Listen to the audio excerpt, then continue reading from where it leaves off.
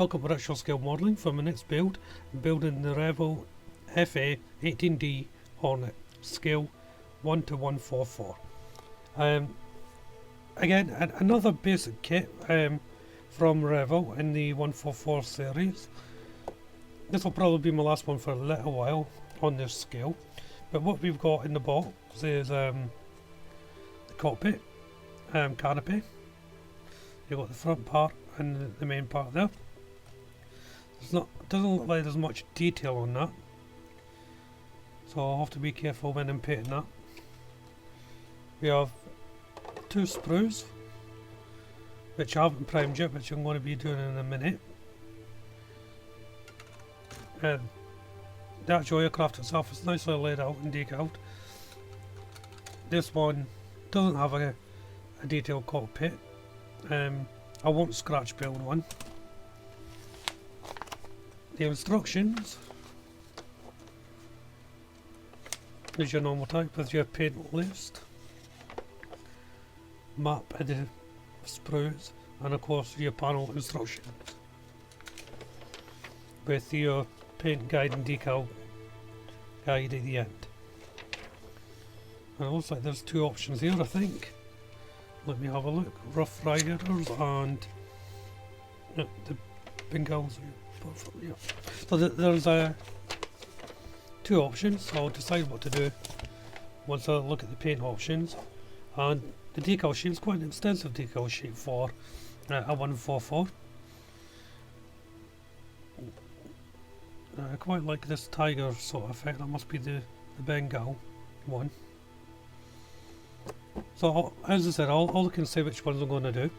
So let's get on with the build. As always, I'm painting on the spray, and the main colour is going to be this Revel 371 light grey, and that's going to be the colour for most of the parts on this kit. This kit does come with a cockpit, so some of the details are getting painted in this 09 anthracite black by Revel Aqua colour, and it's going to be for the instrument panel and the joystick and so on. I'm just highlighting what I can with the black anthracite colour, and I'll do that on both sprues that you see there. For me, it's always better to do this now than wait until I attach it to whatever part. And it's back to the main colour, and I'm just painting the full body here, so the 371 light grey going on again. Takes a couple of coats, but don't be afraid to do it at this stage. You can always tidy it up later on down the line if you have to chip any away through taking it off the sprue and so forth. Because it is a small scale, the cockpit is a basic one, but there's more detail in it than I would have thought, which was really good. You'll need a good set of tweezers here to assemble it. The parts are rather small, but it starts off with the joysticks going and the controller sticks, then the seats go in, and then of course the instrument panels.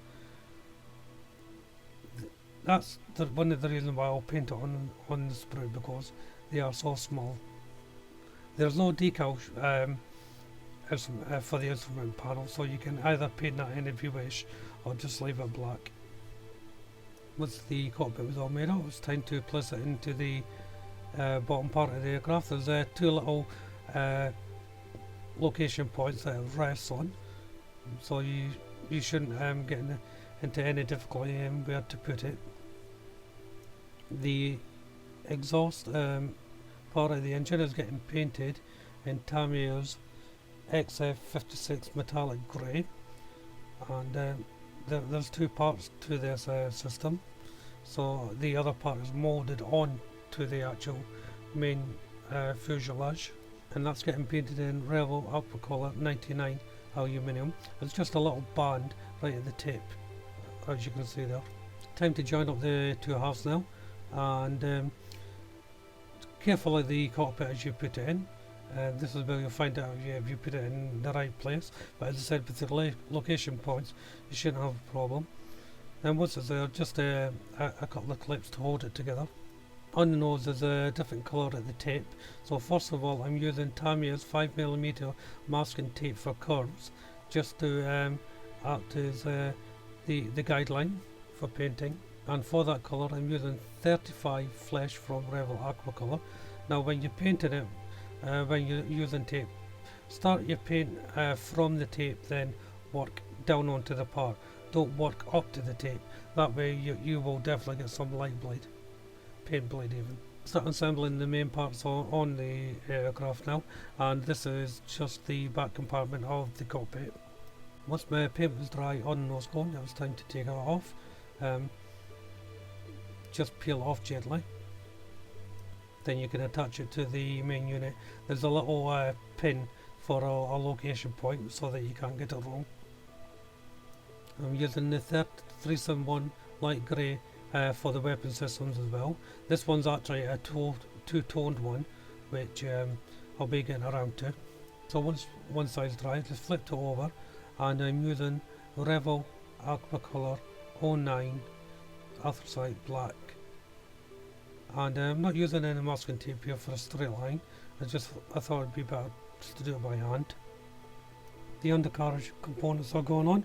The landing gear bay flaps fitted perfectly, front and rear.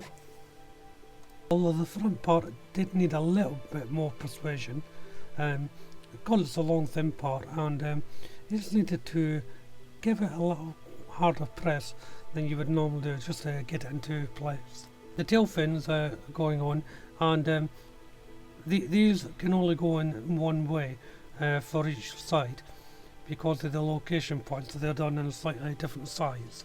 Next was the exhaust, and they just pushed on with a little bit of cement. Two little aero fins beside the cockpit were to go in. Again, there's little dots of location points for you to follow to put them on.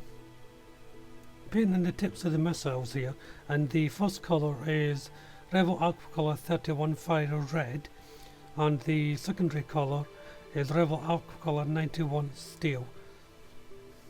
And these are just throughout the weapons really. Onto the canopy now, and there's no real guidance to paint here, so I'm using Revel Aqua Colour 371 Light Grey, and there's a faint line to follow, but it's very difficult to see even when you put it on a black background or put light through it. So I had to do it by eye really. I worked out alright, but once the paint was on and a little bit dry, I used my cocktail stick to just rub away any excess paint that has gone astray. There's two little probes that go beside the wings here. Not sure what they are, but they go just above where the landing gear is.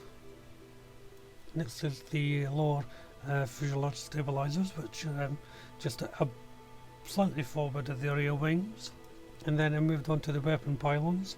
There's 4 to put in here. I decided to put the decals on at this stage. There's no reason why, I just thought, oh, I'm going to do the decals now.